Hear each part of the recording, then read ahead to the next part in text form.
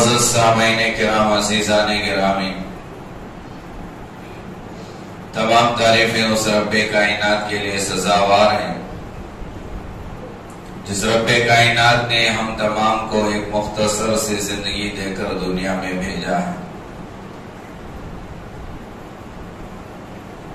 رمضان المبارک کا آخری عشرہ شروع ہو کر 2 دن بھی ہو گئے، احساس ہی نہیں ہوا، پتہ ہی نہ چلا 22 روزے کیسے ختم ہونے کو ہیں۔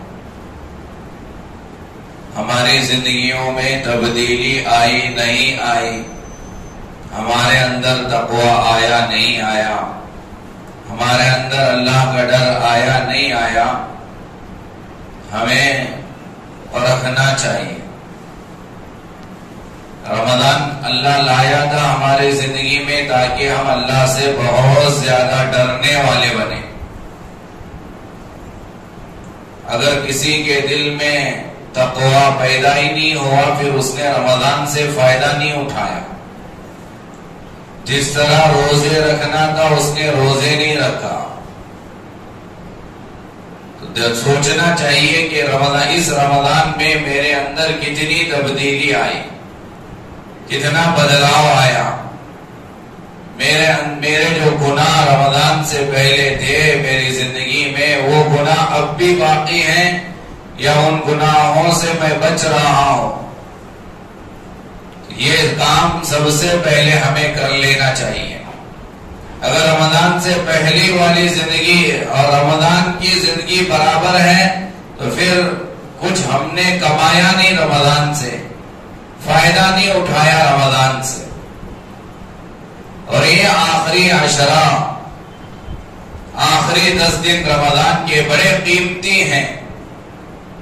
فضائل کے اعتبار سے بھی بے شمار فضائل ہیں اس آخری عشرے کی، اور دوسری چیز اعتبار جو ہوتا ہے کسی بھی چیز کا، وہ خاتمے کا ہوتا ہے، شروع کا نہیں ہوتا، درمیان کا نہیں ہوتا، لاسٹ چیز کا اعتبار کیا جاتا ہے۔ اگر کوئی مسلمان بن کر پیدا ہوا، زندگی مسلمانوں کے ساتھ گزارا، لیکن موت کے وقت وہ مسلمان نہیں رہا، مرتے وقت اگر وہ کافر ہو گیا تو پھر اس کی پوری زندگی جو اسلام پر گزری تھی وہ سب بیکار ہو جائے گی، وہ جہنم میں جائے گا ہمیشہ کے لیے، کیونکہ اس کا جو خاتمہ تھا، جو لاسٹ کی جو چیزیں تھیں وہ کفر پر ہو گئی، جس کی وجہ سے جہنم میں جانا پڑے گا۔ تو اعتبار ہمیشہ خاتمے کا ہوتا ہے، لاسٹ کا ہوتا ہے۔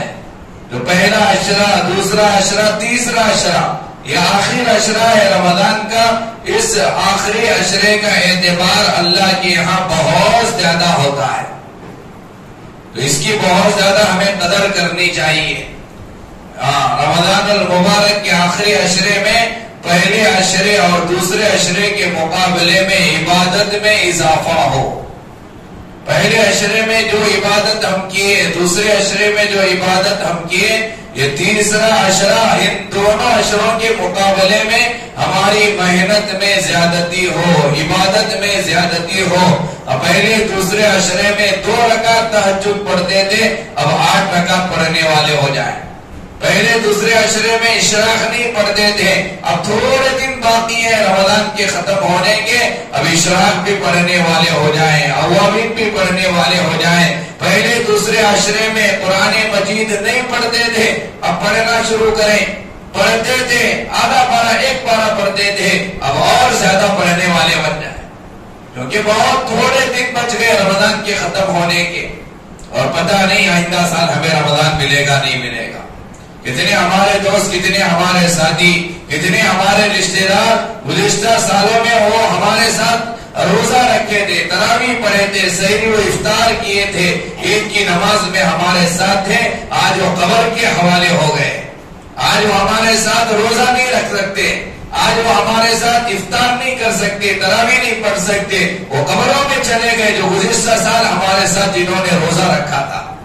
اور کون پیارے گارنٹی دے سکتا ہے کہ آئندہ سال ہم رمضان تک زندہ رہیں گے، آئندہ رمضان ہمیں نصیب ہوگا یا نہیں ہوگا، آئندہ سال کے روزے ہمیں ملیں گے نہیں ملیں گے، تراویح ملے گی نہیں ملے گی، سحری و افطار کی فضیلت ہمیں حاصل ہوگی نہیں ہوگی، کیا کوئی گارنٹی نہیں ہے۔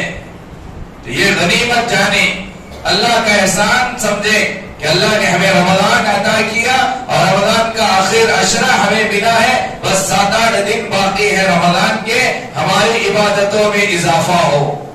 اگر ہمارے گناہ اب تک نہیں چھوٹ رہے تو افسوس کریں، شرمندگی ہو کہ رمضان جیسا مبارک مہینہ اللہ ہمیں عطا کیا، رمضان جیسا مبارک مہینہ ہماری زندگی میں آیا، اور جو گناہ رمضان سے پہلے میں کرتا تھا ابھی بھی میں انہی گناہوں میں ہوں۔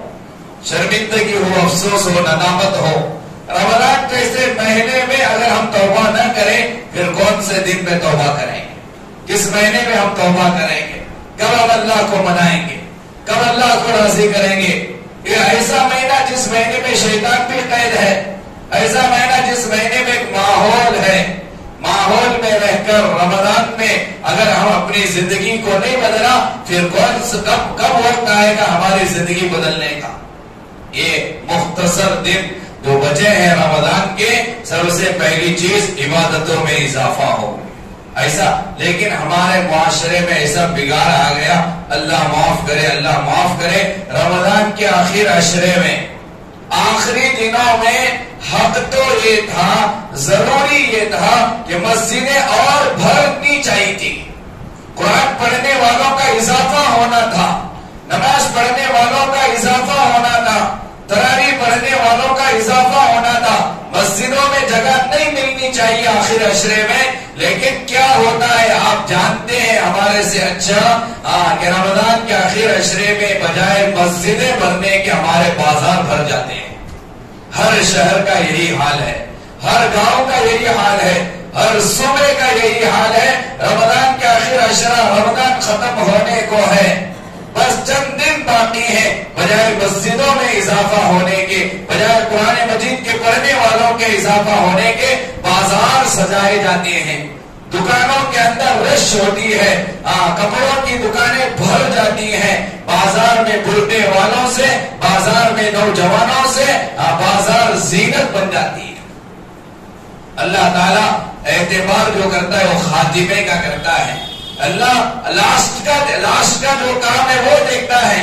ہمارا پہلا عشرہ نماز میں گزرا، دوسرا عشرہ نماز میں گزرا، مسجدوں میں گزرا، اور آخر عشرہ بازاروں میں گزرا، تو پھر یہ جو عبادتیں تھی 20-25 دن کی، یہ بازار کی وجہ سے سب ضائع ہو جائیں گی۔ بازار شیطان کا اڈا ہے، بازار وہ شیطان کے رہنے کی جگہ ہے۔ مسلمان بازار میں جائے گناہوں سے بچے ناممکن ہے، بہت کم ملیں گے وہ جو بازار میں گناہوں سے بچیں گے، ورنہ بازار چلے گئے، آپ نہیں جانتے کتنے بازار چلے جاتے ہیں، نمازیں قضا ہو جاتی ہیں، نمازوں کا احساس نہیں ہوتا۔ شام کی طرف بازار کی طرف نکلتے ہیں نوجوان، شام کو جاتی ہیں ہماری مستورات بازار کو، عصر کی نماز کے بعد بازار کا رخ کرتے ہیں۔ تھوڑا ہمیں بتائیں، عصر کے بعد جانے والی عورتیں بازار کو، کیا وہ مغرب کی نماز پڑھیں گی؟ کیا ان کی نماز مغرب کی ادا ہوگی؟ روزہ ہے، بس بازار ہی میں کسی دکان پر بیٹھ کر، کسی آسرے میں بیٹھ کر افطار کر کے پھر بازار میں لگ جاتے ہیں۔ کیا رمضان اسی لیے آیا تھا؟ کہ رمضان اسی لیے آیا تھا کہ مغرب کی نماز قضا کی جائے؟ کتنے ہمارے نوجوان ہیں بازار چلے جاتے ہیں مغرب کی نماز کے بعد، نہ عشاء کی نماز پڑھتے ہیں نہ تراویح کی نماز پڑھتے ہیں۔ گویا کہ اللہ کو یہ کہہ رہے ہیں 2 عشرے اللہ میں نے تراویح پڑھ کر تجھ پر احسان کیا، 2 عشرے تک میں مسجد میں رہ کر تجھ پر احسان کیا۔ یہ ہمارے عمل سے ہم اللہ کو بتا رہے ہیں۔ اگر ایسے ہی ہمارا رمضان گزرا پھر ہماری دعائیں قبول نہیں ہوں گی، پھر اللہ تعالیٰ نظام نہیں بدلے گا۔ آخری عشرہ تو مسجد میں گزارنا ہے، اعمال میں گزارنا ہے، اللہ کو راضی کرنا ہے، اللہ سے کہنا ہے اللہ اب تک میری جو عبادتیں ہوئی یہ قبول کر، میرے گناہ والی زندگی سے میں توبہ کرتا ہوں، آئندہ گناہ کے قریب مجھے نہ لے جا۔ یہ عشرہ رونے کا عشرہ ہے، اللہ کو منوانے کا عشرہ ہے، اللہ کو راضی کرنے کا عشرہ ہے، بازار جانے کا عشرہ نہیں ہے، بازار کی طرف رخ کرنے کے لیے آخری عشرہ نہیں آتا. ماحول کو بدلے، نیت کریں، ارادہ کریں. رمضان شروع ہونے سے پہلے آپ کو بتایا گیا تھا خریدنا ہے کپڑے شروع میں خرید لو، رمضان آنے سے پہلے خرید لو. کل مجھے ایک فون آیا، ایک گھر سے فون آیا، وہ مستورات کی طرف سے یہ فون آیا، گھر کی صفائی کا کام چل رہا ہے، گھر صاف کر رہے ہیں رمضان کے عنوان پر، عید قریب ہے مفتی صاحب، صفائی کا کام چل رہا ہے، جوان بیٹی ہے، بالغہ ہے، صفائی کر کے تھک گئی، بہت تڑپ رہی ہے، پیاس لگی ہے، اگر اجازت ہو تو بتاؤ کہ روزہ توڑ دیں. رمضان سے پہلے صفائی نہیں کر سکتے تھے، کیا صفائی کی وجہ سے روزہ توڑنے کی اجازت ہے؟ یہ کیوں معاشرے میں ہم تبدیلی نہیں لاتے؟ رمضان میں صفائی کی کیا ضرورت؟ رمضان سے پہلے کر لینا تھا. اب صفائی بہانہ بنا کر روزے توڑے جا رہے ہیں، بازار بہانہ بنا کر روزے چھوڑ رہے ہیں، خریداری بہانہ بنا کر نمازیں قضا کر رہے ہیں. تو پھر اللہ تعالیٰ کی مدد ہمیں دیکھنے کو نہیں ملے گی، اللہ کی مدد نہیں اترے گی. اس لیے نیت کرو، ارادہ کرو کہ رمضان کے ختم تک کبھی بازار نہیں جائیں گے. اللہ کے نبی علیہ السلام کی حدیث کی روشنی میں، شریعت کی روشنی میں علماء عربی کا قول ہے المؤمن فی المسجد کالطائر فی القفص والمنافق فی المسجد کالسمک فی الماء. ایمان والے کے لیے مسجد ایسی ہے، مومن وہ ہے، مسلمان وہ ہے، ایمان جس کے دل میں ہے اس کے لیے مسجد کے اندر رہنا ایسا ہے جیسے مچھلی پانی میں رہتی ہے. مچھلی پانی کے بغیر زندہ نہیں رہ سکتی، جس طرح مچھلی پانی کے بغیر زندہ نہیں رہ سکتی، اسی طرح مسلمان ایمان والا مسجد کے بغیر زندہ نہیں رہ سکتا. مسجد میں اسے ایسے ہی دل لگنا چاہیے جیسے مچھلی کو پانی میں دل لگتا ہے. اور کہا منافق جو ظاہر میں اپنے آپ کو مسلمان کہتا ہے، حقیقت میں مسلمان نہیں ہے، حقیقت میں ایمان والا نہیں ہے. اس کے بارے میں کہا گیا کہ وہ منافق مسجد میں ایسا ہے جیسا پرندہ پنجرے میں ہے. پرندے کو پسند نہیں آتا پنجرے میں رہنا، وہ آزاد ہونا چاہتا ہے، وہ اڑنا چاہتا ہے، وہ جانا چاہتا ہے پنجرے کے باہر. آج مسلمانوں کو مسجد پرندے کو جس طرح پنجرا ہے ویسے ہمارے لیے مسجدیں ہو گئی. سامنے آ کر پہلی صف میں نماز پڑھنا پسند نہیں کرتے، آخر صف میں نماز پڑھنا پسند کرتے. کیوں؟ کیونکہ سلام پھرتے ہی سب سے پہلے میں باہر چلا جاؤں، سب سے پہلے میں باہر نکل جاؤں. آگے آنا ہمیں پسند نہیں، آگے بیٹھنا ہمیں پسند نہیں، نمازیں سنتیں پڑھنا ہمیں پسند نہیں، مسجد میں 2-4 گھنٹے گزارنا ہمیں پسند نہیں. کہا گیا جس کا دل مسجد میں نہیں لگا وہ مسلمان نہیں، وہ تو منافق ہے. وہ ایکٹنگ کر رہا ہے اسلام کی، وہ ایمان کی ایکٹنگ کر رہا ہے. اگر حقیقی معنوں میں وہ مسلمان ہوتا، حقیقی معنوں میں وہ ایمان والا ہوتا تو اس کا دل بازار میں نہیں، اس کا دل مسجد میں لگنا چاہیے، وہ مسجد میں رہنا پسند کرتا ہے. حدیث پاک میں اللہ کے نبی علیہ السلام نے ارشاد فرمایا سبعۃ یظلھم اللہ فی ظلہ یوم لا ظل الا ظلہ. کل قیامت کے دن، جس دن اللہ کے عرش کے سائے کے سوا کوئی سایہ نہیں ہوگا، وہ قیامت کا منظر، ہولناک منظر، جس دن صرف سایہ ہوگا تو اللہ کے عرش کا سایہ ہوگا. اس دن اللہ 7 طرح کے لوگوں کو اپنے عرش کے سائے میں کھڑا کریں گے. 7 طرح کے لوگوں کو عرش کا سایہ نصیب ہوگا. دنیا میں ہمیں دھوپ لگتی ہے، درخت کا سایہ ہم تلاش کرتے ہیں، کسی بلڈنگ کے سایہ ہم تلاش کرتے ہیں، یہاں سایے تو ہمیں ملیں گے، لیکن قیامت کے دن کی گرمی بڑی ہولناک گرمی ہوگی، جس دن صرف عرش کا سایہ ہی ہوگا، کوئی اور سایہ نہیں ہوگا. ویسے دن اللہ 7 طرح کے لوگوں کو عرش کا سایہ نصیب کریں گے.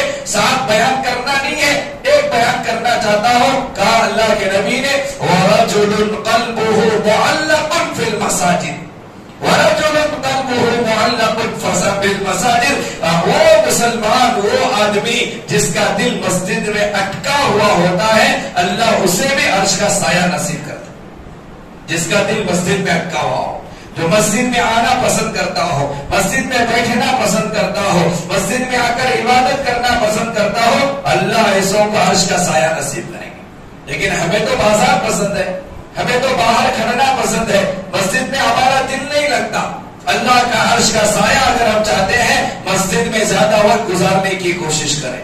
تو یہ گزارش ہے آپ سے کہ آپ رمضان کے آخر عشرے کو زیادہ سے زیادہ آپ کا وقت مسجد میں لگے، عبادت میں لگے، اللہ کو راضی کرنے میں لگے، دعاؤں میں لگے، قرآن مجید کی تلاوت میں لگے۔ اللہ کے نبی علیہ الصلوۃ والسلام کے بارے میں حدیث میں کتنی مرتبہ ہم نے نہیں سنا، آخر عشرہ آتا تھا اللہ کے نبی اپنی لنگی کو گھٹ باندھ دیتے تھے۔ مطلب یہ ہے کہ اب مجھے بہت عبادت کرنا ہے، اللہ کو راضی کرنا ہے۔ نبی جس کا کوئی گناہ نہیں، معصوم، اللہ نے جسے بخش دیا، وہ نبی آخر عشرے میں زیادہ سے زیادہ عبادت میں لگا رہا ہے وقت اپنا۔ ہم تو گنہگار ہیں، ہمارا ہر عضو گناہ میں ملوث ہے، ہمیں کتنا اللہ کو بنانا پڑے گا آخر عشرے میں۔ تو آخر عشرہ بازاروں میں نہیں، مسجدوں میں گزاریں گے انشاءاللہ۔ اور دوسرا یہ ہے آخر عشرہ یہ اعتکاف والا ہے۔ آخر عشرے میں اعتکاف میں بیٹھنا ہے۔ پورے محلے سے ایک آدھ آدمی بیٹھتے ہیں، حق تو یہ تھا کہ 40-50 لوگ مسجد میں اعتکاف میں بیٹھے۔ آج ہمیں قدر معلوم نہیں ہے اعتکاف کی۔ اعتکاف کیا مطلب سمجھیں؟ اعتکاف کہتے ہیں جیسے حکومت اگر ہمارے خلاف کوئی فیصلہ کی، حکومت کو اگر ہم منوانا چاہتے ہیں، حکومت کو اپنی مانگ پورا کروانا چاہتے ہیں، تو دنیا کا رواج یہ ہے احتجاج کے لیے بیٹھ جاتے ہیں، پروٹیسٹ کرتے ہیں، بیٹھتے ہیں جا کر باہر راستوں پر بیٹھتے ہیں۔ جب تک حکومت ہماری بات نہیں مانے گی اس وقت تک ہم یہاں سے نہیں اٹھیں گے۔ یہ اعتکاف کا مطلب یہی ہے کہ اللہ کے گھر آ کر اللہ کے بارگاہ میں بیٹھ جانا۔ اللہ جب تک تو مجھے نہیں معاف کرے گا میں نہیں اٹھوں گا مسجد سے۔ اللہ کو منوانے کے لیے بیٹھنا، اپنے کام پورا کرنے کے لیے بیٹھنے کا نام اعتکاف ہے۔ اللہ سے کہنا اللہ نہیں جاؤں گا مسجد کے باہر، جنازہ بھی آ جائے اس کے لیے نہیں جاؤں گا، رشتہ دار بیمار پڑے عیادت کے لیے نہیں جاؤں گا، میں بیٹھوں گا تیرے گھر جب تک تو نہیں مانے گا، جب تک تو دروازہ میرے لیے نہیں کھولے گا، جب تک میری ضرورتیں تو پوری نہیں کرے گا، جب تک میرے نام اعمال سے تو گناہوں کو نہیں مٹائے گا، اللہ اس وقت تک میں نہیں اٹھوں گا۔ اسے کہتے ہیں اعتکاف۔ کیا ہم گنہگار نہیں ہیں؟ ہم حکومت کو منوانے کے لیے دھوپ میں بیٹھنا پسند کرتے ہیں، لیکن اللہ کو منوانے کے لیے ایک دن اعتکاف میں بیٹھنا ہمیں پسند نہیں آتا، 24 گھنٹے بیٹھنا ہمیں پسند نہیں آتا، 10 دن کو دور کی بات ہے 2-4 دن بیٹھنا بھی ہمیں پسند نہیں آتا۔ آج ہم نے معاشرے میں یہ فضا بنا لیے ہیں کہ اعتکاف میں کون بیٹھے گا؟ بوڑھا بیٹھے گا، بوڑھا جس کا کوئی کام نہیں، جسے کیا خریدنا نہیں ہے، بوڑھوں کو اعتکاف میں بٹھایا جاتا ہے۔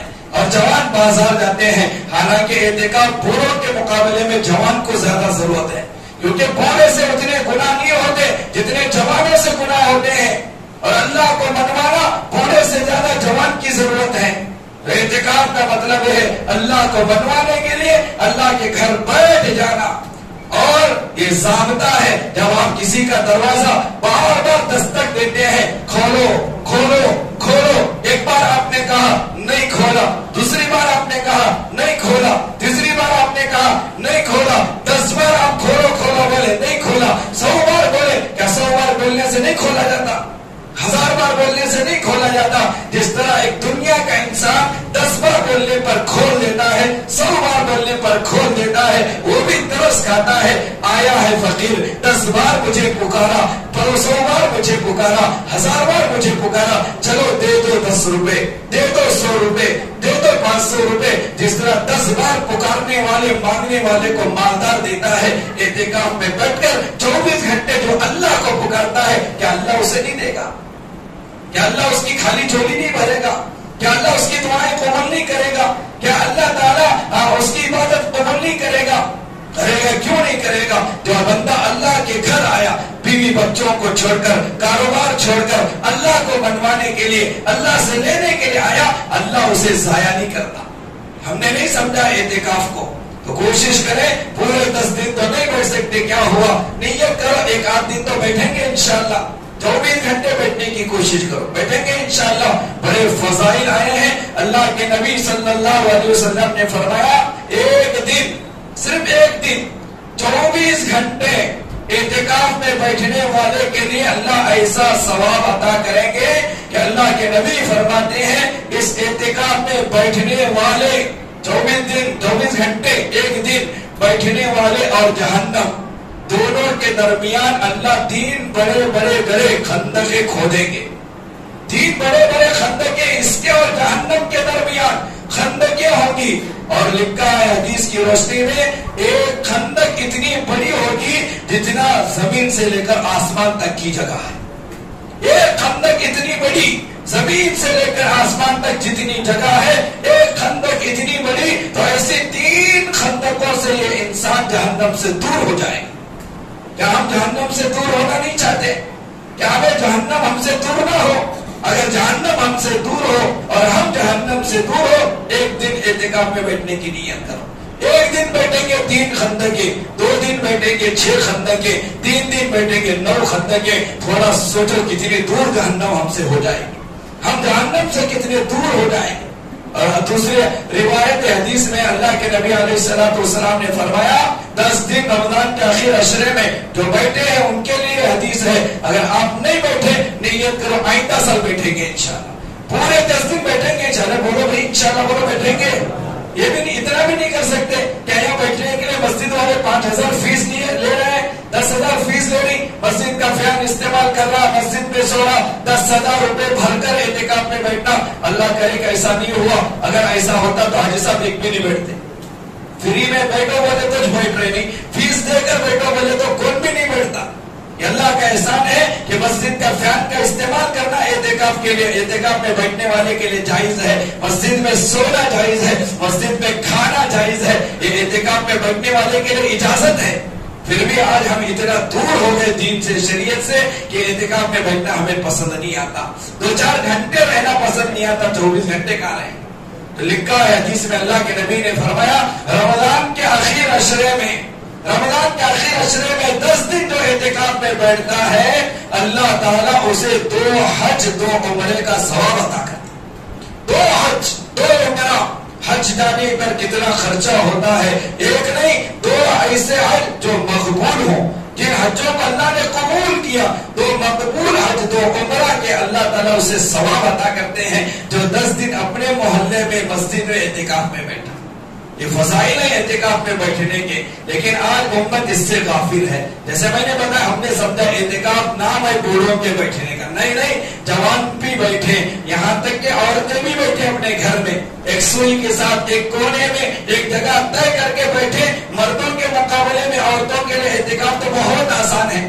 جن کے گھر میں بہو ہے, جن کے گھر میں بیٹی ہے, وہ اس گھر کی ماں بیٹھے اعتکاف میں بیٹھے. ایک دن ماں بیٹھے, ایک دن بیٹی بیٹھے, ایک دن بہو کو بٹھائے. اس طرح گھر کا ماحول بنائے, بیٹھے مستورات کو بٹھائے, اس کے مسائل پوچھے علماء سے. مستورات کے لیے بھی اعتکاف ہے, مردوں کے لیے بھی اعتکاف ہے. مردوں کے لیے اعتکاف وہ مسجد ہے, وہ گھر میں بیٹھ سکتی, بول جا تمہیں بیڈ روم میں نکو بیٹھو. بیڈ روم میں گھر میں بیٹھنا وہ مستورات کے لیے, اور مردوں کے لیے اعتکاف کی جگہ وہ مسجد ہے. اس کے بڑے فضائل آئے ہیں. لہذا دوسری چیز یہ نیت کرو, رمضان کے آخر عشرے میں 1 دن تو کم سے کم بیٹھیں گے انشاءاللہ, بیٹھیں گے انشاءاللہ. 1 دن جو آپ طے کرو کون سے دن بیٹھنا ہے. آ جاؤ افطار کے دن, دوسرے دن مغرب کی نماز پڑھ کے چلے جاؤ. اللہ کے نبی کی حدیث ہے کہ 3 خندقیں تمہارے اور جہنم کے درمیان اللہ حائل کر دے گا. اور تیسری چیز صدقہ فطر نکالنے کی کوشش کرنا. صدقہ فطر تو ہم نکالتے ہیں, لیکن اس میں ہم لوگ غلط طریقہ اپناتے ہیں. صدقہ فطر کے فائدے کیا ہے؟ حدیث میں ہے صدقہ فطر جو ہمارے اوپر واجب قرار دیا گیا, صدقہ فطر نکالنے کے لیے جو کہا گیا, صدقہ فطر نکالنے کے 4 فائدے حدیث میں ہیں. نمبر 1, صدقہ فطر اس لیے نکالا جاتا ہے, جو 75-80 روپے جو ہم نکال رہے ہیں وہ کیوں نکالنے کے لیے کہا گیا؟ اللہ کے نبی نے کہا صدقہ فطر نکالو, کیونکہ صدقہ فطر کے ذریعے سے تمہارے روزوں میں جو غلطیاں ہوئی, تمہارے روزے میں جو خرابیاں ہوئی, اس صدقہ فطر کی برکت سے اللہ ان خرابیوں کو ختم کر دیتا ہے. وہ گناہ جو ہو جاتے ہیں رمضان میں روزے کی حالت میں, کبھی کبھی زبان سے غلط بات نکل جاتی ہے, آنکھ سے غلط چیز دیکھ لیتے ہیں, کبھی کانوں سے غلط سن لیتے ہیں. اب اس کا مطلب یہ نہیں ہے صدقہ فطر نکال رو لے, دیکھے تو چلتا, سنے تو چلتا, یہ مطلب نہیں ہے. ہو گیا گناہ, اب اس کی معافی کیا ہے؟ اس کی معافی صدقہ فطر ہے. صدقہ فطر کے ذریعے سے روزوں کی کمی کوتاہی کو اللہ ختم کر دیتا ہے, معاف کرتا ہے. یہ پہلا فائدہ. اور دوسرا فائدہ صدقہ فطر کا یہ ہے کہ مالداروں کی عید تو اچھی ہوتی ہے، لیکن عید غریبوں کی بھی عید ہے، ان کے لیے بھی اللہ نے عید بنایا ہے۔ غریبوں کی عید اچھی بنانے کے لیے صدقہ فطر کو واجب قرار دیا گیا۔ جس طرح مالدار عید کے دن اپنے گھر میں اچھا بناتا ہے، کھاتا ہے، اچھا پہنتا ہے، غریب بھی اچھا کھائے، اچھا پہنے، اس لیے غریب کی عید اچھی ہونے کے لیے مالداروں سے کہا گیا تم صدقہ فطر نکال کر ان غریبوں کو دو تاکہ ان غریبوں کی بھی عید اچھی بنے۔ اسی لیے رمضان میں راشن کٹس تقسیم کیے جاتے ہیں تاکہ ان کی عید بھی اچھی بنے، ان کے گھر کے اندر بھی چولہا جلے، ان کے گھر کا عید کا دن بھی ان کا خوشی والا گزرے۔ تو دوسرا فائدہ صدقہ فطر نکالنے کا غریبوں کی عید اچھی ہو جائے۔ اور تیسرا فائدہ جو بہت اہم فائدہ ہے حدیث میں ہے، تیسرا فائدہ یہ ہے جو مالدار پابندی سے صدقہ فطر رمضان میں نکالتا ہے اللہ تعالیٰ موت کی سختی سے اس کی حفاظت کرتے ہیں۔ موت کے وقت جو سختی ہوتی ہے وہ موت کی سختی سے وہ محفوظ ہو جاتا ہے۔ موت کے وقت ایسی سختی ہوتی ہے، حدیث میں آتا ہے اللہ کے نبی نے فرمایا بعض لوگوں کو ایسی سختی حائل ہوتی ہے موت کے وقت کہ پورے سمندر کا پانی بھی پلایا جائے پیاس نہیں بجھتی۔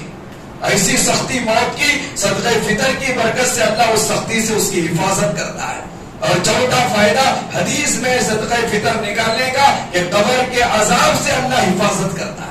یہ چار فائدے، پہلا فائدہ روزوں کی کمی کوتاہی معاف، دوسرا فائدہ غریبوں کی عید اچھی ہو جاتی ہے، تیسرا فائدہ موت کی سختی سے محفوظ ہو جاتا ہے، اور چوتھا فائدہ قبر کے عذاب سے محفوظ ہو جاتا ہے۔ تو اتنے بڑے فائدے ہیں صدقہ فطر نکالنے کے، اور ہم نے جو سمجھا ہے ہمارے معاشرے میں جو چل پڑا ہے صدقہ فطر کے تعلق سے ہمیں ایک ہی چیز پکڑ لی، کیا 2.25 کلو گیہوں دینا، نہیں تو 2.25 کلو گیہوں کے 75 روپے 80 روپے دینا۔ کیا صرف حدیث میں گیہوں کا تذکرہ ہے؟ نہیں میرے دوستو، حدیث میں 4 چیزوں کا تذکرہ ہے۔ صدقہ فطر صرف 2.25 کلو گیہوں یا اس کے پیسے دینے کا نام نہیں ہے، دے چلے گا، جائز تو ہے، دے دیے صدقہ فطر ادا تو ہو جائے گا، لیکن اللہ کے نبی نے صرف حدیث میں گیہوں کا تذکرہ نہیں کیے، 4 چیزوں کا تذکرہ کیا ہے۔ جو جتنا بڑا مالدار ہے وہ اپنے مالداری کے اعتبار سے صدقہ فطر دے۔ کشمش کا تذکرہ، 1 سا کشمش دو، یا 1 سا کھجور دو، یا 1 سا جو دو، یا آدھا سا گیہوں دو۔ ہم نے 3 کو چھوڑ دیا، چوتھے کو پکڑ لیا کیونکہ چوتھے میں کم پیسے خرچ ہوتے ہیں۔ 1 سا کھجور، آج کی کرناٹک کا جو اگر دیکھا جائے کہ 1 سا کھجور ایک آدمی کے ذریعے، ایک آدمی کا اگر صدقہ فطر نکالنا چاہتے ہیں 280 روپے دو، اللہ مال دیا ہے، مالدار ہے، اللہ خوب نوازا ہے، کھجور کے ذریعے سے صدقہ فطر نکالو۔ 3.5 کلو، ایک سا میں 3.5 کلو کھجور ہوتے ہیں، 3.5 کلو کھجور کے پیسے اگر دینا چاہتے ہیں فطرے میں آپ 280 روپے نکالو۔ اس سال پورے صوبہ کرناٹک کے اکابرین امیر شریعت کرناٹک نے یہ طے کیا ہے 3.5 کلو کھجور کی قیمت 280 روپے ہے۔ 280 روپے ایک آدمی کے پیچھے سے دینا کوئی مشکل کام نہیں ہے۔ بچے کو جیب خرچ کے لیے مالدار 500 روپے دیتے ہیں، 300-400 روپے دیتے ہیں۔ کیا ہماری طرف سے صدقہ فطر جو ہمارے گناہ جو روزے میں ہوئے وہ معاف ہو جاتے ہیں؟ کیا اس کے لیے 280 روپے نہیں دے سکتے؟ اور کہا کشمش دو 3.5 کلو، تو کشمش کا جو ریٹ ہے 780 روپے۔ ایک بندے کی طرف سے 780 روپے اگر کوئی دے گا صدقہ فطر ادا ہوگا۔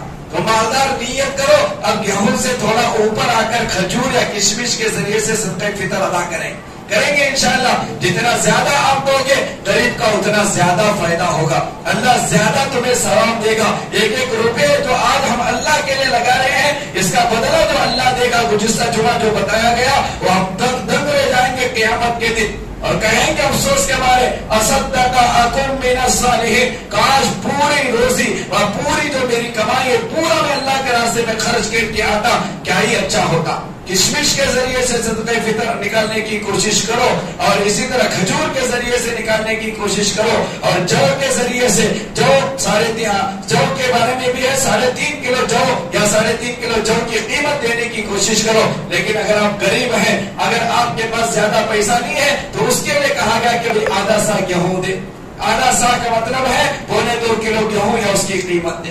یہ جو رواج چل پڑا ہے 75-80، اسے بدلنے کی کوشش کرو، کشمش اور کھجور کے تک آنے کی کوشش. دیکھیں انشاءاللہ آج اس طرح نماز میں غلطی ہوتی ہے، سجدہ سہو کے ذریعے سے نماز کی غلطی معاف، اسی طرح روزے کی غلطی صدقہ فطر کے ذریعے سے معاف ہو جاتی ہے.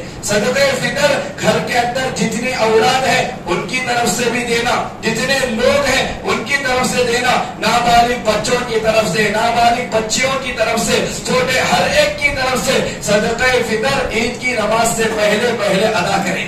عید کی نماز تک کا ٹائم ہے صدقہ فطر نکالنے کا، عید کی نماز سے پہلے تک ادا کرے. یہ بھی مسئلہ لکھا ہے کتابوں میں، اگر کسی کے گھر عید کے دن فجر کی نماز کے بعد عید کی نماز سے پہلے اگر کوئی بچہ پیدا ہوا اس کی طرف سے بھی صدقہ فطر نکالنا، کیونکہ اسی دن اس نے پیدا ہوا اس پر بھی واجب ہو جاتا ہے.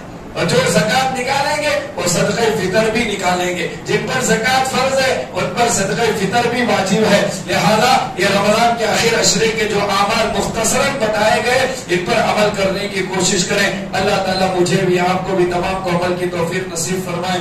آمین. وآخر دعوانا